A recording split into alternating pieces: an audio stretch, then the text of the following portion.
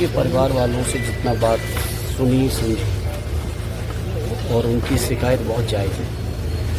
कोई मुलजिम अगर किसी आरोप में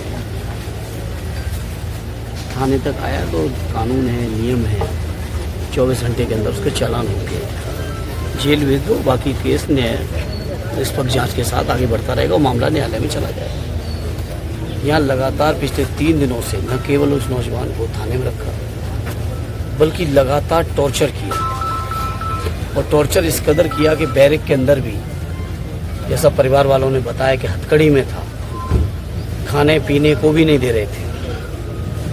और परिवार वालों को अचानक उसे सूचना मिलती है आज सुबह कि थाने में उसकी डेथ हुई है। इस तरह से घटना मैं समझता हूँ लगातार हमारे राष्ट्रीय अध्यक्ष कह रहे हैं कि उत्तर प्रदेश सबसे ज़्यादा कस्टोडियल डेथ हो रही है, और आजमगढ़ में भी इस तरह घटना सामने आई।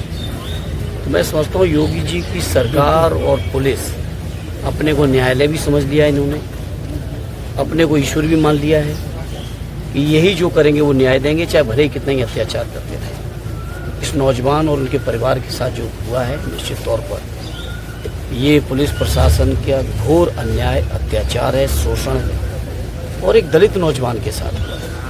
वैसे भी उत्तर प्रदेश में बहुत बुरा हाल हो गया है दलित पिछड़े मुसलमान भाइयों को, रहना दूभर कर दिया है बीजेपी ने। सरकार के इशारे पे आतंक चल रहा है। कोई कहता है कि मैं इस सेना का सदस्य हूँ, उस सेना को जैसे कानूनी अधिकार मिल गया हो। दलित सांसद के हमारे घर फूका जा रहा है। आजमगढ़ में एक दलित नौजवान की थाने में हत्या की जा रही है।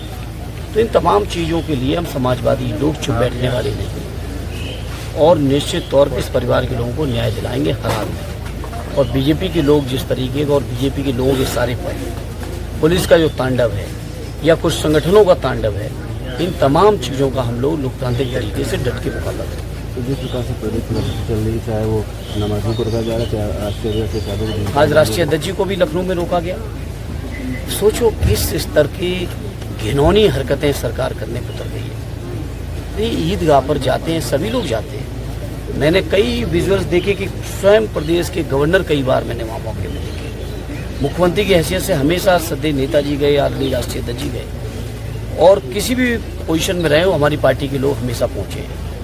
आज राष्ट्रीय अध्यक्ष जा रहे थे तो उनको भी रोका गया, एक गाड़ी से जाओगे तो ऐसे जाओगे तो वैसे जाओगे। अरे तुम्हारे कहने से राष्ट्रीय अध्यक्ष जी के लिए जो हमारे मुसलमान भाइयों के दिलों में स्थान है वो कम नहीं होने वाला है। चाहे जितना भी आतंक कर लो, चाहे जितना परेशान कर लो, जनता माफ़ नहीं करेगी। ना माफ़ करेगी सुमन जी के मामले पे, ना माफ़ करेंगे हम लोगों की जो घटना हुई है तरवा में, और ना ही उत्तर प्रदेश के विभिन्न इलाकों में जो घटनाएं हो रही हैं। लखनऊ में बताओ बेटी को किस तरीके से हत्या की, आपके बगल में फैजाबाद में सोचिए कैसी कैसी घटनाएं हुई। तो तमाम उत्तर प्रदेश की जो घटनाएं हैं इसको जनता देख रही है और जनता माफ़ नहीं करेगी। जहाँ तक सवाल आजमगढ़ का है, आजमगढ़ में मैं मौजूद भी हूँ, और तरवा थाना जो लोकसभा का भी हिस्सा है हमारे, उसके अंदर जो घटना हुई है, नौजवान परिवार के लोगों को न्याय दिलाने का मैं हर स्तर पर संघर्ष करूँगा, चाहे जिस स्तर पर जाना पड़ेगा। औरंगजेब को लेकर जो तरीके चले समानता देश अब छोड़िए इतिहास पे, आप ज़्यादा हमारे राष्ट्रीय अध्यक्ष ने लगातार कर बीजेपी लोगों इतिहास में ना जाओ, और थोड़ा सा इतिहास आदरणीय सुमन जी ने कहा तो झेल नहीं पाए। इसलिए इतिहास की परतें खोदने से बेहतर ये है कि कैसे भविष्य बेहतर हो, रोजगार मिले, किसानों को न्याय मिले, हमारे दलित पिछड़े लोगों को हक अधिकार मिले, नौकरियां मिले, आरक्षण मिले, जो बाबा साहब देके गए हैं उसका पालन हो। हम लोगों का टारगेट ये है। और फिर इतिहास में इतना जाएंगे तो इतिहास पर बीजेपी के लोग झेल नहीं पाते हैं, क्योंकि आज़ादी के आंदोलन में भी इनका कोई आंदोलन में इतिहास नहीं रहा बीजेपी का। तो तमाम बयानबाजी चल रही, चाहे सुगंध और दुगंध की बात आप सुने होंगे, योगी जी को जो गौशाला पसंद सुना है, अरे कोई बयान नहीं है, वो क्या बात करेंगे। आज भी हमारे पिताजी लगभग 100 गाय भैंस और उनके बच्चे, उनके जानवरों के बीच में जो गौशाले में रहते हैं, तो क्या बात करेंगे।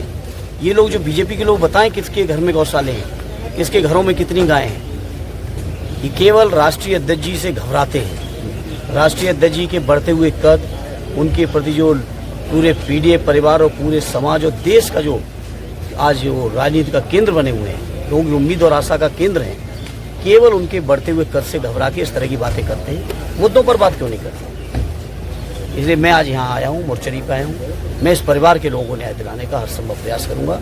ये मैं आपके माध्यम से भी लोगों को विश्वास दिलाना चाहता हूँ और व्यक्तिगत तौर पर भी परिवार से मिलकर मैंने यही कहा है।